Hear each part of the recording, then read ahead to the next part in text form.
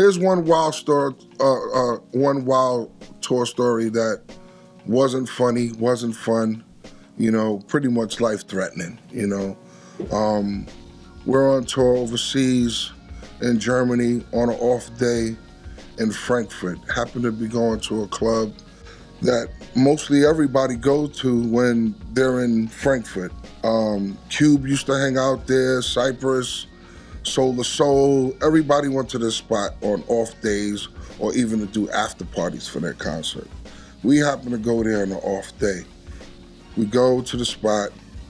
I'm actually waiting for the rest of my crew to come in. I got in on the merit of knowing the DJ, and everybody else was just still congregating coming in, so I'm waiting for them at the top of the steps. It was like you went up 2 flights of steps and then you stood in this corridor before you actually go in the club. So I'm just standing there leaning up against the wall, and a bunch of dudes just come out. Come to find out later, it's like a Turkish gang, They came out, and this is like mid-90s. I would say about 96, 97. Dude came out and just walked right up to me and grabbed me and started choking me up in my throat and put me up on the wall. And I'm like, what the fuck is going on? My instinct is to protect myself, so I'm grabbing him back. But then he got his whole crew. Somebody grabbed me by my Tommy Boy hoodie, snatched me, covered my face, and snatched me in the club. Next thing you know, I'm getting my ass completely beat down. By the grace of God, I got out of there by hitting at least 2 dudes. I hit 2 dudes and ran up out of there dizzy as hell. Started to run down the steps, and I see my crew coming up, and I go, yo, they are fucking me up. And I could feel my face just swelling up. Like a good 2 weeks of the tour, I was completely looking like a different person. I had to wear like these Bootsy Collins glasses and shit, But that night, going down the steps, running into Dave, my man Kenny Cow, a couple of other cats from London that was with us. And I was like, yo, man, they just fucked me up there. And then they coming down, and I feel somebody kick me in my back. And then my boy, he go kicking back up. He grabbed on the rope, and he goes kicking up. I was like, yo, I don't know what the fuck is going on, but they just grabbed me and started beating me up. Somebody who worked in the club was like, yo, that's De-La-Soul. And then all of a sudden, things froze. It froze for a second. At this point, I'm like mad, angry, scared, the whole 9. Things froze for a minute. You hear dudes talking in German and Turkish, whatever. And it goes, yo, but that's De-La-Soul, that's De-La-Soul.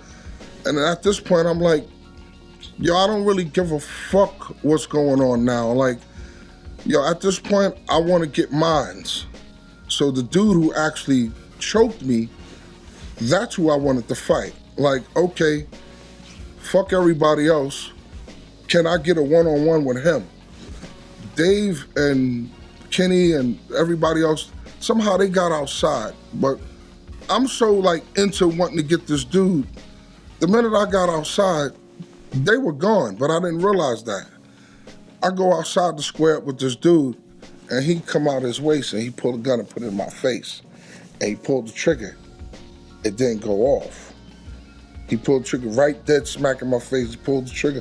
Like, we talk about this on a song called The Art of Getting Jumped. There's a song we did called The Art of Getting Jumped. Paz actually kind of narrates that story a bit, and I talk about it, I think, at the beginning of the song. Yeah, he pulled the gun out, pulled it in my face, and it didn't go off. So immediately, I just ran. I just ran as far as I could run. I saw this around Frankfurt, they had like these little river banks. I don't know, like just their water stream. It runs a certain way around their community.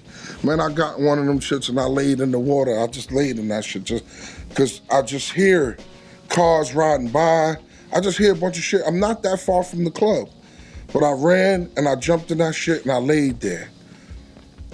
I had to been there at least about an hour, maybe longer.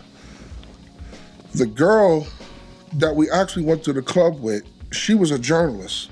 She was friends with some B-boys that was, Germany's known for B-boys, you know, and she was with some B-boys, so we were with them. But she was the one who came looking for me later. I kept hearing her voice faintly, far away, calling my name. I did not respond to her until she got as close as, like, really close. When she got close, the minute I made myself known to her, she was like, "They're gonna kill you."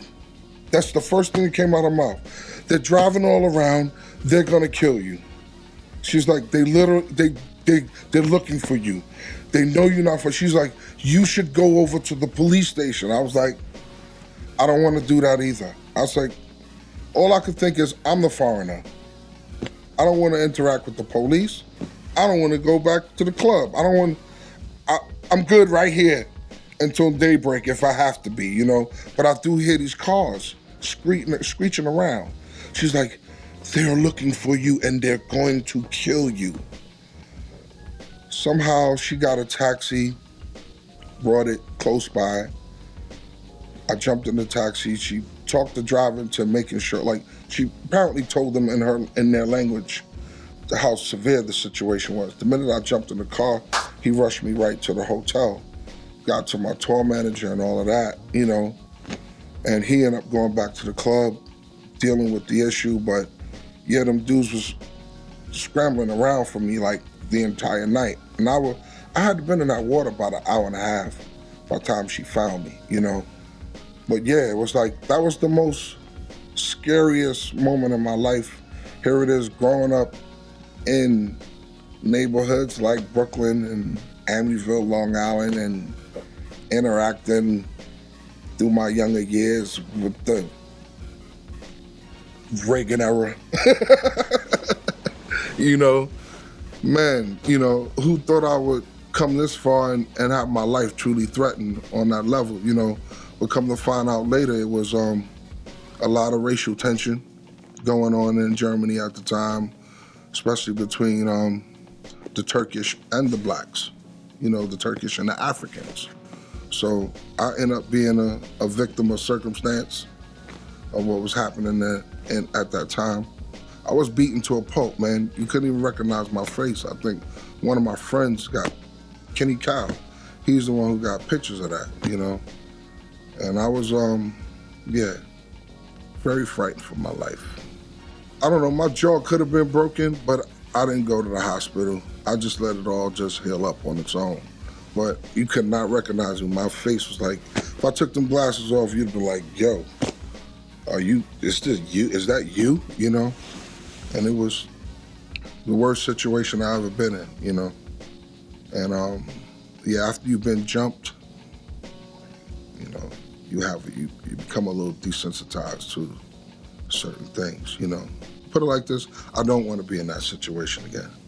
But if I'm in that situation again, somebody's gonna get hurt, and that's not gonna be me.